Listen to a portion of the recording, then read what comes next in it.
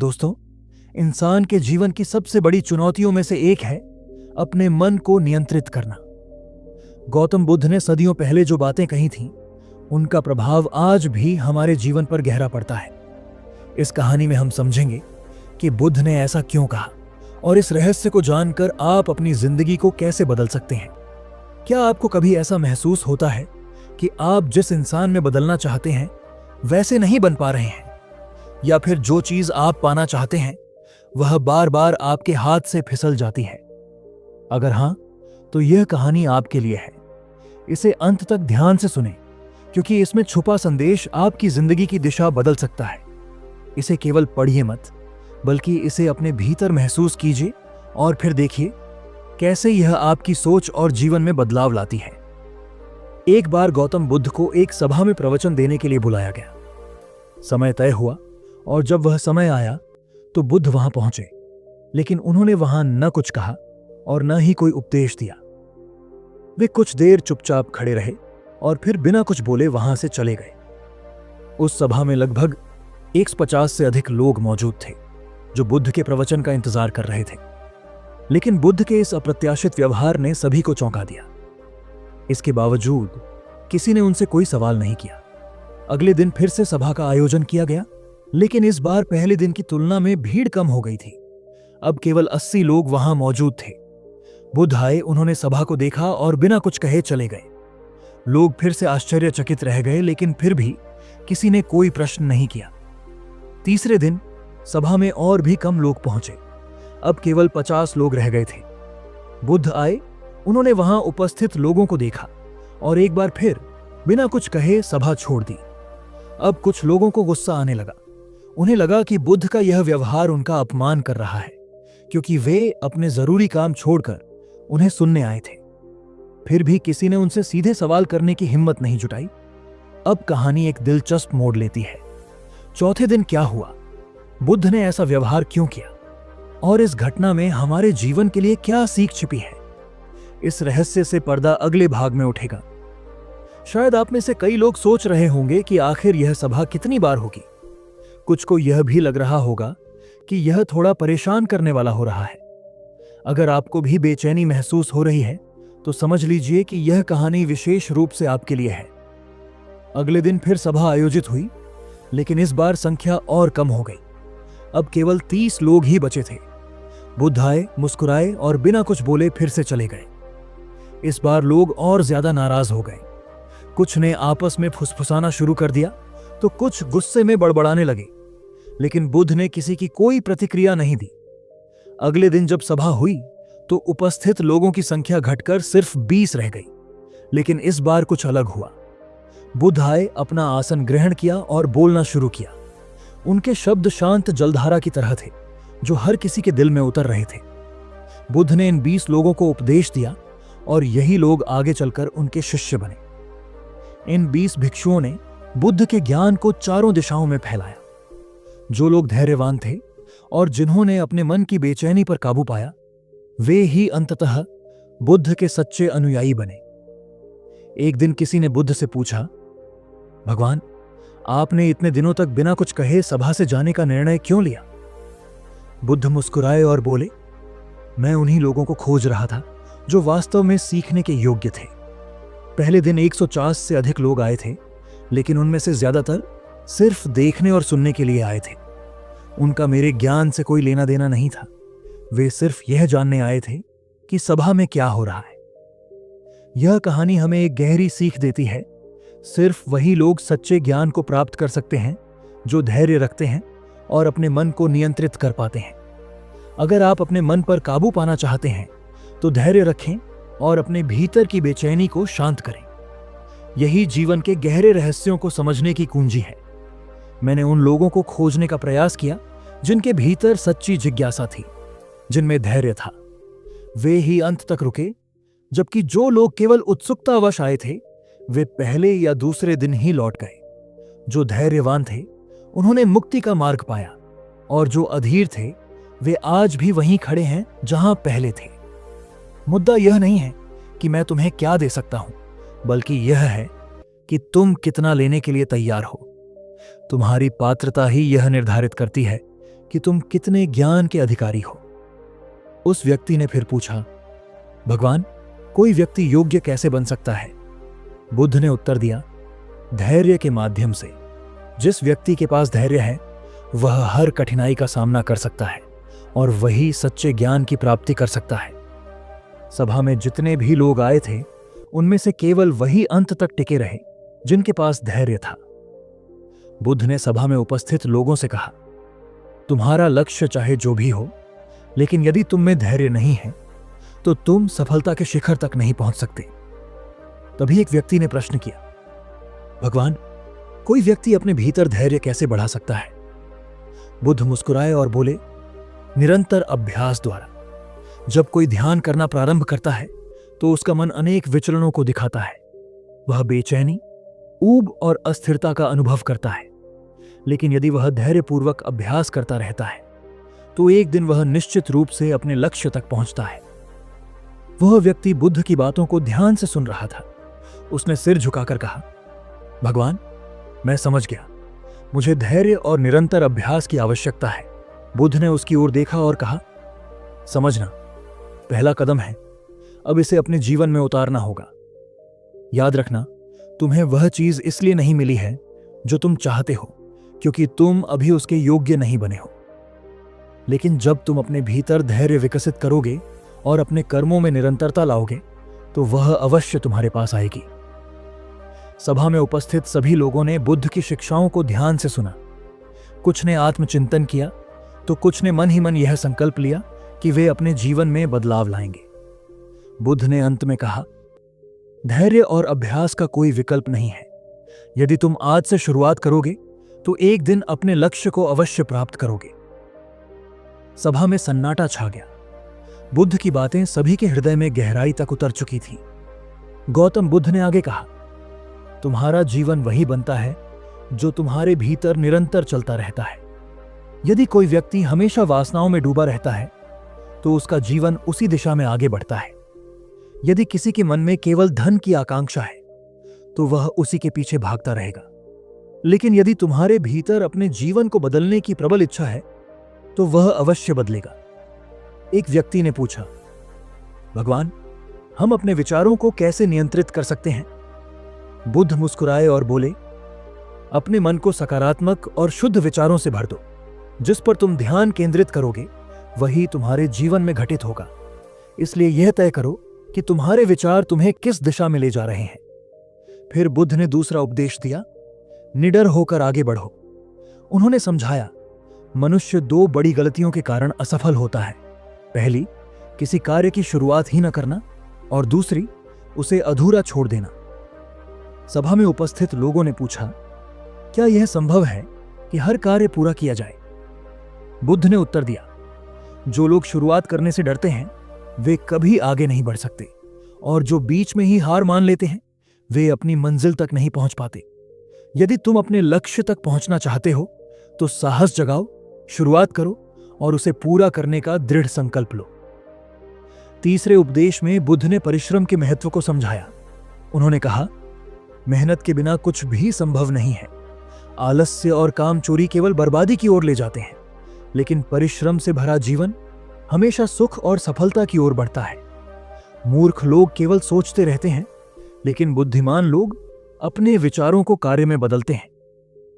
सभा में एक युवक ने पूछा, भगवान, मेहनत की आदत कैसे डाली जाए? बुद्ध ने उत्तर दिया, अपने दिन की शुरुआत एक छोटे लक्ष्य से करो। हर दिन थोड़ा थोड़ा प्रयास करो। जब तुम्हें मेहनत का परिणाम दिखने लगेगा तो यह तुम्हारी आदत बन जाएगी। याद रखना, बिना प्रयास के कुछ भी प्राप्त नहीं होता। चौथे उपदेश में बुद्ध ने कहा, यदि खुश रहना चाहते हो तो अच्छा सोचो। उन्होंने समझाया, तुम जैसा सोचते हो वैसे ही बन जाते हो। यदि तुम्हारा मन शुद्ध है और तुम सकारात्मक विचार रखते हो तो तुम्हारे जीवन में सुख और संतोष आएगा। लेकिन यदि तुम नकारात्मक विचारों से घिरे रहोगे तो दुख और असंतोष तुम्हारे जीवन में भर जाएगा। सभा में मौजूद लोग बुद्ध की बातों से प्रभावित हुए और उन्होंने अपने जीवन को बदलने का संकल्प लिया। बुद्ध ने आगे कहा, यदि तुम हमेशा खुश रहना चाहते हो तो अपनी सोच को सकारात्मक बनाए रखो। सोच एक ऐसी शक्ति है जो तुम्हें ऊंचाई तक भी पहुंचा सकती है और पतन की ओर भी ले जा सकती है। उन्होंने समझाया, तुम्हारी सोच का आधार तुम्हारी 5 इंद्रियां हैं, आंख, कान, नाक, जीभ और त्वचा। जो भी जानकारी तुम इन इंद्रियों से ग्रहण करते हो वह तुम्हारी सोच को प्रभावित करती है। इसलिए ध्यान दो कि तुम क्या देखते हो, क्या सुनते हो और क्या अनुभव करते हो। अच्छी चीजों को अपनाओ और नकारात्मकता से दूर रहो। यही तुम्हें जीवन में खुशहाल बनाएगा। 5वें उपदेश में बुद्ध ने कहा, वर्तमान में जीने का महत्व समझो।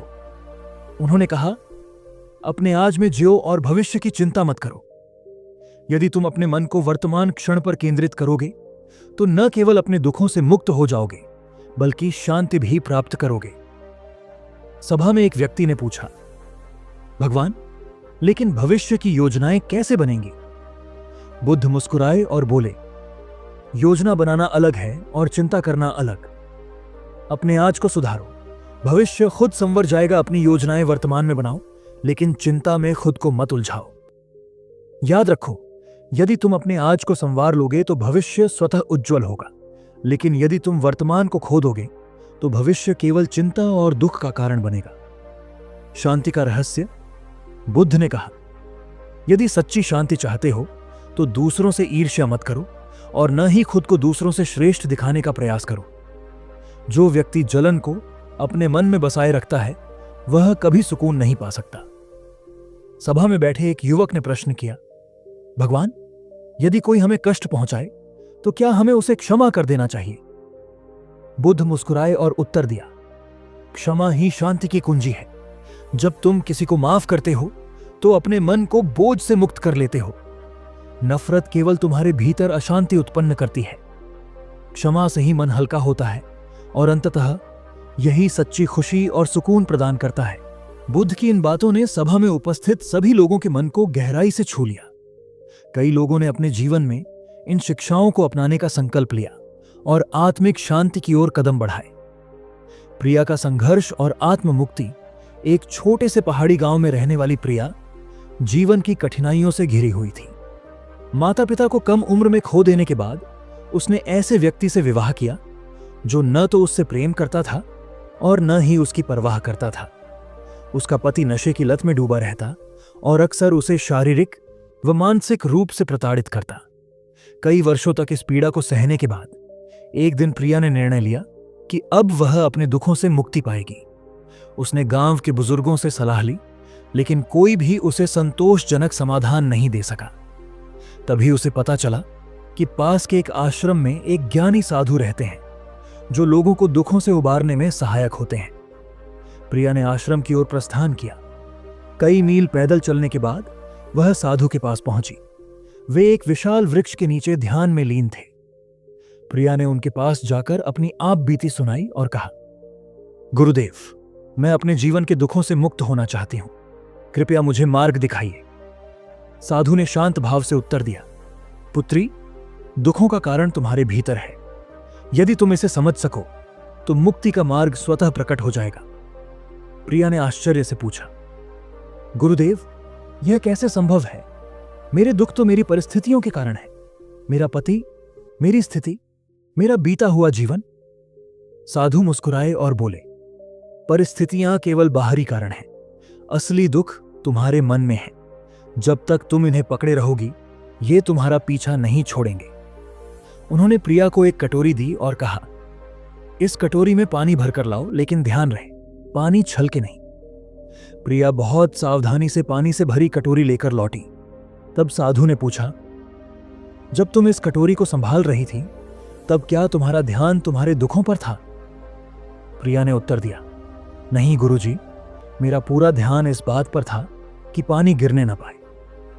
साधु मुस्कुराए और बोले, यही तुम्हारे जीवन का सत्य है। जिस क्षण तुम अपने ध्यान को दुखों से हटाकर किसी और सकारात्मक कार्य पर केंद्रित करोगी, तुम्हारे दुख स्वतः दूर हो जाएंगे। दुखों से मुक्ति का पहला कदम है अपने मन को वर्तमान में टिकाना और अपनी सोच को बदलना। प्रिया ने गहरी समझ के साथ सिर झुकाया। उसने अपने जीवन को नए दृष्टिकोण से जीने का निश्चय किया। धीरे धीरे उसने अपने भीतर सकारात्मकता को स्थान देना शुरू किया और जीवन में छोटी छोटी खुशियों को महसूस करने लगी। एक नई शुरुआत। रात के अंधकार में जब घर में सन्नाटा था, प्रिया ने एक छोटा सा बैग तैयार किया और चुपचाप घर छोड़ दिया। अपने साथ कुछ गहने ले लिए ताकि आवश्यक होने पर उन्हें बेच सके। सुनसान रास्तों पर चलते हुए उसे एक अजीब सा सुकून महसूस हुआ। पहली बार उसे एहसास हुआ कि अब वह अपने जीवन की बागडोर स्वयं संभाल रही है।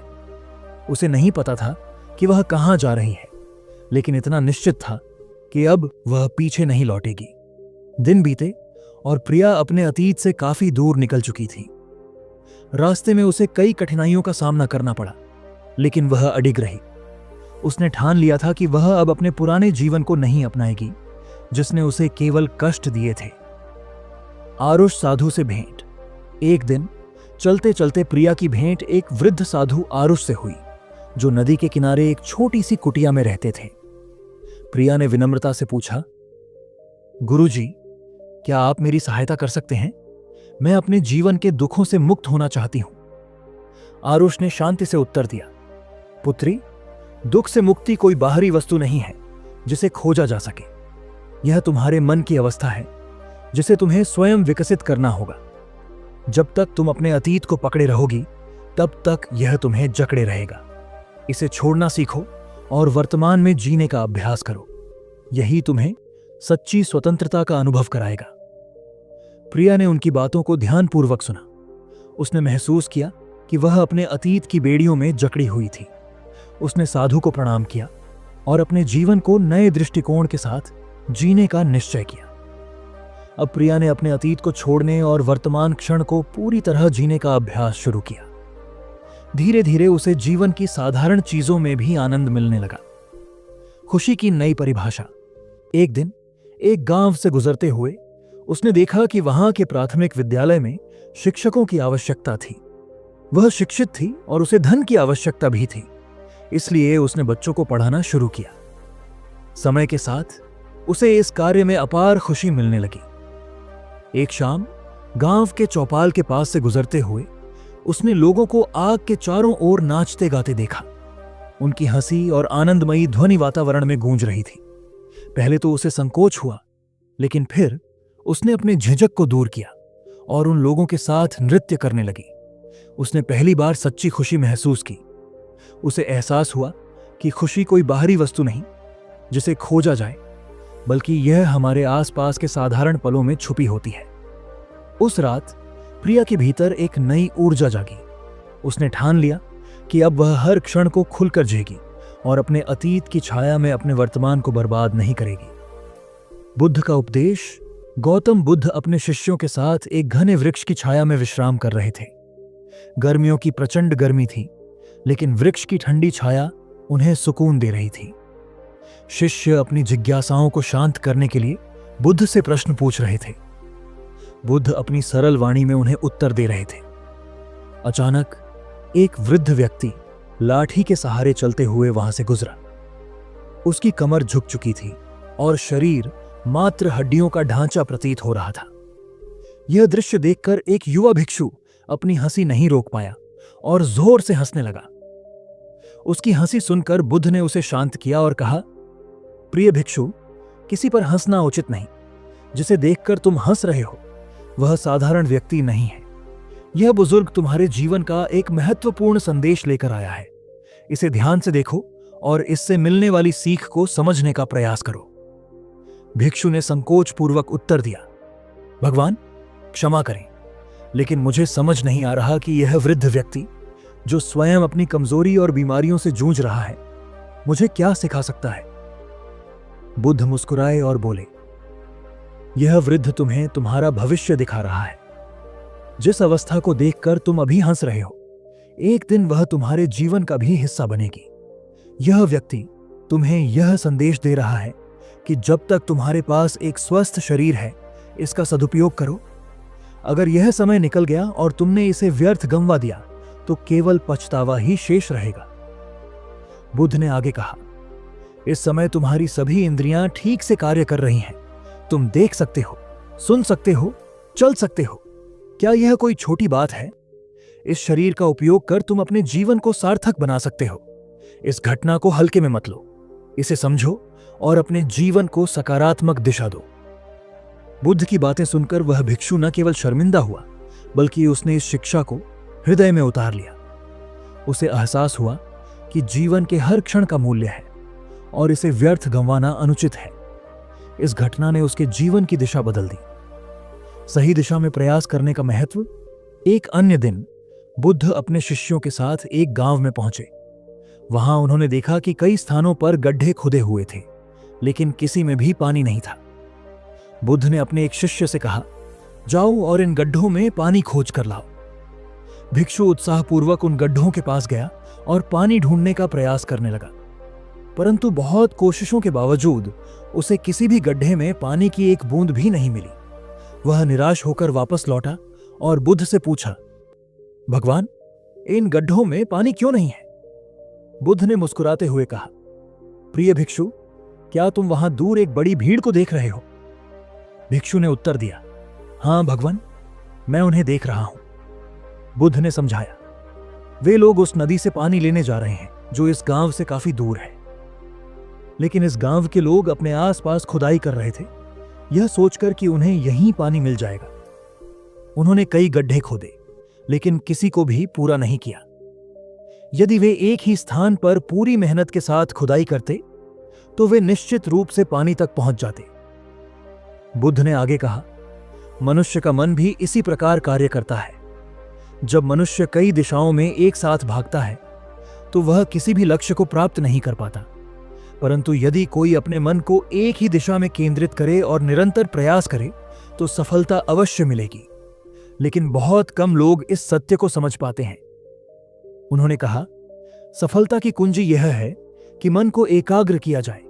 यदि तुम मेहनत करो लेकिन सही दिशा में न करो तो वह मेहनत व्यर्थ हो जाएगी। यदि तुम जीवन में सफल होना चाहते हो तो अपने प्रयासों को सही दिशा में लगाओ, तभी तुम अपने लक्ष्य को प्राप्त कर पाओगे। भिक्षु ने बुद्ध की इस बात को गहराई से समझा और निश्चय किया कि वह अपने जीवन को एक सही दिशा में केंद्रित करेगा। भाग्य और कर्म की कहानी। एक बार एक ज्ञानी पंडित अपने बचपन के मित्र से मिलने के लिए दूसरे गांव जा रहा था। उसका मित्र गूंगा और एक पैर से अपाहिज था। पंडित का गांव उसके मित्र के गांव से काफी दूर था और वहां जाने के लिए कई छोटे छोटे गांवों से होकर गुजरना पड़ता था। रास्ते में पंडित की मुलाकात एक अजनबी से हुई जिसने अपना नाम धर्मराज बताया। पंडित को यह नाम थोड़ा असामान्य लगा, लेकिन उसने अधिक प्रश्न नहीं किए और दोनों साथ साथ यात्रा करने लगे। थोड़ी देर बाद वे एक गांव पहुंचे। वहां पहुंचते ही धर्मराज ने कहा, तुम आगे बढ़ो, मुझे यहां कुछ काम है, मैं बाद में तुमसे आ मिलूंगा। पंडित ने सहमति जताई और आगे बढ़ गया। कुछ देर बाद उस गांव में खबर फैल गई कि एक व्यक्ति सांड के हमले में मारा गया है। तभी धर्मराज वापस पंडित के पास आया और दोनों फिर से यात्रा पर निकल पड़े। कुछ समय बाद वे एक और गांव पहुंचे जहां एक विशाल मंदिर था। पंडित ने सोचा, रात हो रही है, मुझे बहुत भूख लगी है, यहीं भोजन करके आराम कर लेना चाहिए। धर्मराज ने कहा, तुम भोजन करो और विश्राम करो, मुझे इस गांव में किसी को कुछ सामान देना है, मैं बाद में आकर भोजन करूंगा। यह कहकर धर्मराज वहां से चला गया, परंतु उसके जाने के कुछ ही देर बाद गांव में आग लग गई और चारों ओर धुआं उठने लगा। पंडित यह देखकर हैरान रह गया। उसने सोचा, यह धर्मराज जहां भी जाता है वहां कोई ना कोई अनहोनी जरूर होती है, इसमें कुछ रहस्य है। लेकिन पंडित ने रात में धर्मराज से कुछ भी पूछना उचित नहीं समझा और सोने चला गया। सुबह होते ही दोनों पुनः यात्रा पर निकल पड़े। चलते चलते वे एक और गांव पहुंचे। इस बार धर्मराज ने कहा, तुम आगे जाओ, मुझे इस गांव में एक मित्र से मिलना है, मैं बाद में तुमसे आ मिलूंगा। परंतु इस बार पंडित ने धर्मराज को जाते हुए ध्यानपूर्वक देखा और वहीं खड़ा रहा, और फिर लोगों की चीख पुकार सुनाई दी कि किसी व्यक्ति को सांप ने डस लिया और उसकी मृत्यु हो गई। ठीक उसी क्षण धर्मराज पंडित के पास आ पहुंचा, लेकिन इस बार पंडित ने रुककर धर्मराज से पूछ लिया, तुम जहां भी जाते हो वहां कोई ना कोई अनहोनी हो जाती है, क्या तुम मुझे यह बता सकते हो कि ऐसा क्यों हो रहा है? धर्मराज मुस्कुराते हुए बोला, पंडित जी, मैंने सोचा था कि आप बहुत ज्ञानी हैं, इसलिए मैं आपके साथ चलने लगा था, क्योंकि ज्ञानी लोगों का साथ हमेशा लाभदायक होता है। लेकिन आपको अभी तक यह समझ नहीं आया कि मैं कौन हूं। पंडित ने गंभीरता से कहा, मुझे कुछ संदेह है, लेकिन यदि तुम अपना सही परिचय दोगे तो मुझे समझने में आसानी होगी। धर्मराज ने हंसते हुए उत्तर दिया, मैं यमदूत हूं। यमराज की आज्ञा से मैं उन लोगों के प्राण हरण करता हूं जिनकी आयु पूरी हो चुकी होती है। पंडित को पहले से ही इस बात का आभास था, लेकिन धर्मराज के मुख से यह सुनकर वह थोड़ा घबरा गया। फिर भी हिम्मत जुटाकर उसने पूछा, यदि तुम यमदूत हो तो यह अनहोनी घटनाएं क्यों हो रही हैं? धर्मराज ने उत्तर दिया, भाग्य में लिखा हुआ कोई नहीं मिटा सकता। जिनकी मृत्यु का समय आ चुका होता है उन्हें कोई बचा नहीं सकता, चाहे वे किसी भी गांव या स्थान पर हों। जब उनका समय पूरा होता है तो उनकी मृत्यु निश्चित होती है। यह सुनकर पंडित को समझ आ गया कि भाग्य को बदला नहीं जा सकता और जो कुछ भी होता है वह पूर्व निर्धारित होता है। इस कहानी से स्पष्ट हो चुका था कि मृत्यु किसी के वश में नहीं है। पंडित ने यह भी जाना कि उसके मित्र ने अपनी इच्छाओं और प्रेम में पड़कर स्वयं को अनावश्यक दुख में डाल दिया। उसकी मृत्यु का कारण कोई और नहीं, बल्कि उसकी खुद की शारीरिक असमर्थता थी। अत्यधिक प्रयास करने के कारण उसे हृदयाघात हुआ, जिससे उसकी मृत्यु हुई। धर्मराज ने पंडित से कहा, तुम्हारे मित्र की मृत्यु के लिए तुम दोषी नहीं हो। यह सब कुछ पहले से तय था। तुम्हें इसे अपनी गलती नहीं समझनी चाहिए। तुम केवल एक संदेशवाहक थे।